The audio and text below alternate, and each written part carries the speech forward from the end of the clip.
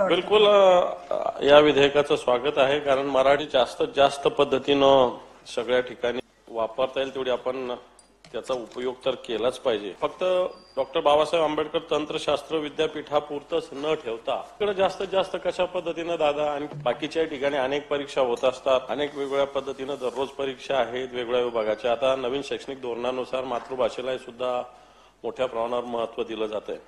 खाजगी वेगवेगळ्या आस्थापनाच्या सुद्धा वेगवेगळ्या परीक्षा होत असतात. मला असं वाटतं आपल्याकडे केंद्र शासनाची कार्यालय आहेत, बऱ्याच ठिकाणी मी बघितलं, समजा विशेषतः तामिळनाडूमध्ये, केरळामध्ये या राज्यामध्ये या सगळ्या भाषा वापरल्या असताना त्यांचीही भाषा वापरली जाते. वाटतं त्याच्यासाठी सुद्धा आपण आग्रह केला. त्याचं प्रमाण कमी आहे आपल्याकडे. वेगळ्या ठिकाणी काही ठिकाणी वापरली जाते तर काही ठिकाणी वापरलीच जात नाही.